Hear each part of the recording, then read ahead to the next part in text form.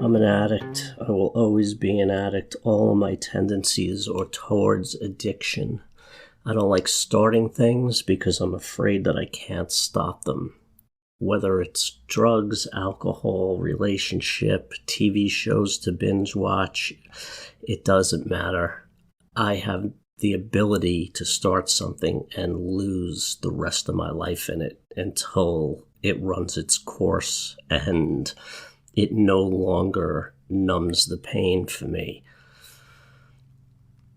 The layers of protection, when you're young, there's no intellectual thought. So you're basing everything on emotions. And when you feel unwanted emotions and you can't get away from them, your body, your mind, it just takes you to a place away from those feelings. And usually it's rituals, OCD, the fears. I remember when I was a kid, I was terrified of walking up the stairs to go up to bed because it was always dark. And we had a light switch at the bottom of the stairs and at the top of the stairs. And I would flick that switch a certain number of times because in my head, I thought a certain number of times would alert whoever was waiting for me at the top of the stairs that I was coming. And I started to add on all of those little things, tapping things a certain amount of time. Certain things had to be arranged a certain way. Conversations, I would have to pull them to safe places and make sure that whatever my reply was, that it wasn't going to upset the other person. And, you start adding all of these defenses on when you're a child. They start to add up and you carry them forward. I remember the day I discovered alcohol, and man, that first sip, I was home. That just took a part of my brain that was always on guard. My nervous system runs 24/7 at high speeds. And I took that sip and I was like, wow, relief. And I didn't look back. Eventually, it wears off. I talk about your life getting smaller, painting yourself into a corner, all of these layers of defenses and these fears and the OCD and the rituals and the drugs and the people-pleasing and the codependency. It just adds up to the point where you are anything else but who you are. The fear of being rejected at the core for who you are was so painful that you had to wrap yourself in crazy rituals and addictions to get yourself as far away from them as you can. As you pull away the layers, the OCD for me is gone. The rituals for the most part are gone. The addiction with the drugs and the alcohol for the most part are gone. I don't have that crazy desire where I need to be drinking and drugging to escape. Man, the day that feeling went away was so liberating. And with each layer you pull away, you discover more about yourself. You sit with those feelings and you just discover how and why you do things. I am amazed at the shit that I have done to protect myself. The harm I have done to myself to protect being hurt. See, it was okay for me to hurt myself on an unconscious level, just as long as nobody else hurt me first. This is where I beat myself up. This is the self-sabotage. This is the self-hate. This is the doom and gloom. This is the poor me. This is the victim. See, I have to beat myself up. I have to damage myself. I have to hurt myself because that's the only empowerment I had as a child. I knew the beatings were coming. I knew the humiliation was coming. I knew the shame was coming. I had no control over that. But what I did have control of was doing it to me 10 times worse than you could ever do it to me. And I had to do it to me before you did it to me. So I took what I was going to get. I owned it.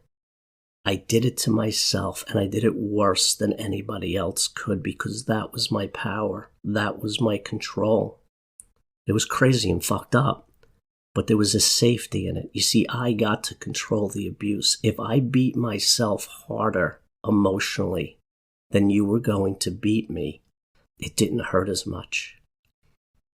And if you're calling me out on shit, if you're humiliating me, if you're embarrassing me, if you're shaming me, if I do it worse than you do it, yours does not hurt as much. We will find a way to control our situations, no matter how bad we treat ourselves. Learning how not to self-hate, to not to self-sabotage, to not to self-shame and self-abuse is a long, difficult, prolonged process. When I stopped beating myself up for who I wasn't, for where I wasn't, for what I didn't accomplish, when I started to see the reality of who I was and what I lived and how I lived it, and I own that humiliation. See, when I peel away the layers and I get down to the core, humiliation and betrayal are my two biggest issues. Humiliation is number one. I cannot be caught off guard and recover.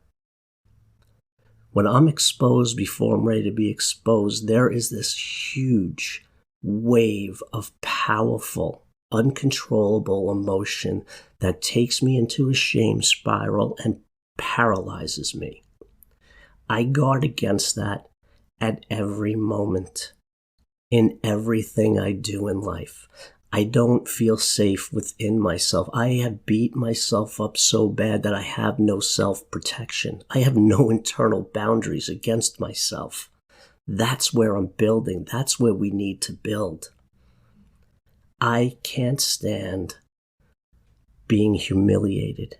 When I'm abandoned, I feel humiliated. When I say something stupid, I am humiliated. When somebody gets over on me, I am humiliated.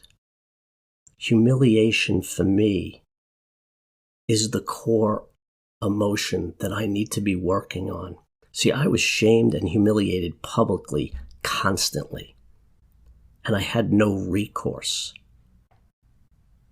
So instead of being told that, I just walked around and was basically like, worthless piece of shit right here. You can't hurt me because I'm calling myself out on it. I'm not good at this. I'm not good at that. I'm a fuck up here. I'm messed up here.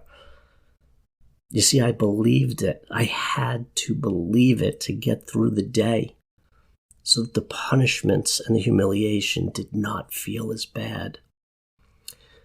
Learning how to feel used, abandoned, humiliated, and not going back to that childhood wound. Those feelings that you couldn't get a handle on when you were younger, where you had to sit there and take it because if you pushed back, it became worse. The punishment was worse for standing up for yourself. See, if you had needs, you were abandoned, you were beat, you were humiliated. So we learn how not to have needs. Every time I have a need, I beat myself up. I shame the shit out of myself for needing something. So I've spent my life trying to be independent of needs, but I'm also a shameful codependent. So I'm in a bind like 24/7. I think the hardest thing for me is abandonment. That abandonment just triggers me in a way that I don't understand I am just a helpless victim after that, and I have to crawl into a corner under the covers and peek out every once in a while and see if it's safe to come out again. See, that's where the self-soothing comes in. The first instinct I have is, well, I was abandoned because I'm not good enough. And then it just spirals from there. And the thought process is automatic. I don't just sit there and think it. This isn't a conscious thought where I'm like, No, I just go there. My brain is wired that way. That's where the self-soothing comes in. That's where understanding the big picture and the reality and trying to look at what just happened from a different perspective, from a human perspective, from an outsider perspective.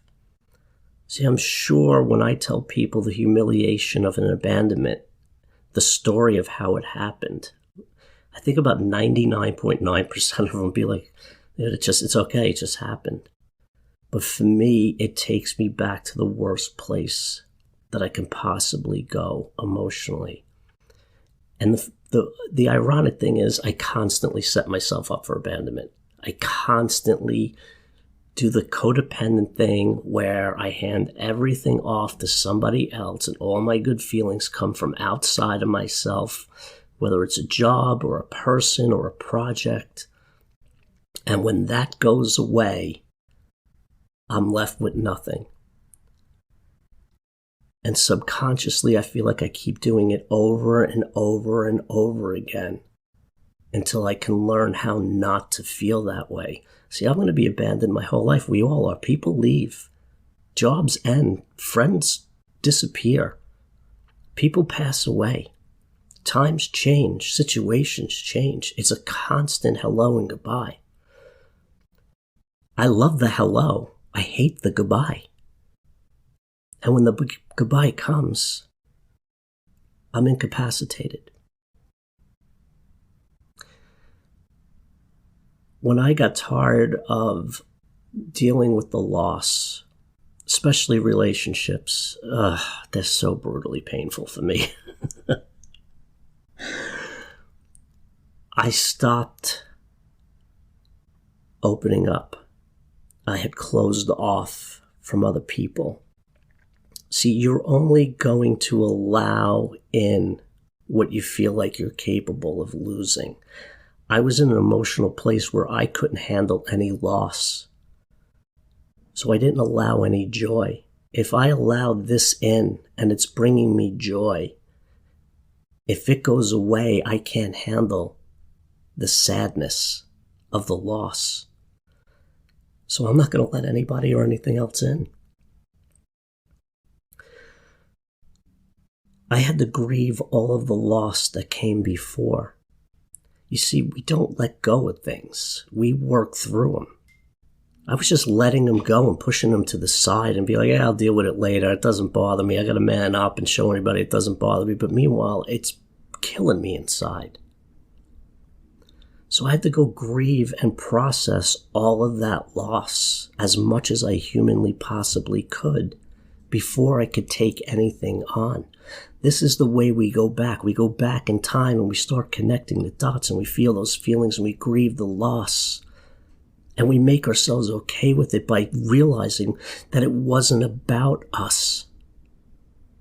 That sometimes shit just happens. Sometimes we let shitty people in our lives. Sometimes we make bad choices. And sometimes we make the perfect choice. But that other person on the other side isn't where you are. Or they're not ready to go to the places that you want to go, or you're not ready to go to the places that they need you to go. I couldn't handle any more loss. So I cut everything and everybody out and stripped down to absolutely fucking nothing. No friends, no family, no joy. And I took that time to grieve as many losses as I possibly can. You see, I'm carrying 20,000 pounds of emotional weight. You can't put another drop of emotional pain in my body without me collapsing and giving up. So I have to unload that. And I can't do it by shooting up, by drinking, by swallowing pills, by gambling, by working, by sexing. Nothing is going to do it but getting in there and feeling it and creating space. I've recently just opened up. And I opened up big and I opened up wide. And I got crushed. But it didn't kill me. It didn't bring me to my knees because I had the emotional space to process it. And I've done enough work where I don't sit there and take it all on myself. I don't know what the responsibility is on my side or their side. It doesn't matter. What matters is that I didn't go to worthless piece of shit after I felt like I was abandoned. The core of your triggers you will get to. For me, it is abandonment and humiliation.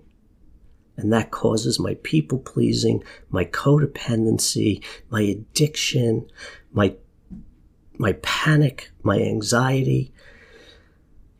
My nervous system was just always on full throttle. When you process the emotions and the hurt and the loss, your nervous system will slowly start to tune itself down. And you will have more clarity. And there will be more competency when things arise. I mean, the world's a shit show right now, and everybody's head is spinning. We all have even more stuff than we used to on top of the layers. But this is a good time to learn how to sit with your feelings, to go into those memories and those events, and to realize that you were not responsible for the things that happened to you. And even the ones that were, even the ones that you did shitty things to other people, you can grieve that within yourself. You can make amends with yourself, and if it is right, you can make amends with that other person. Healing is the cleaning up and purging of trapped trauma, emotions, and negative feelings. Come back to you. Come back to your reality.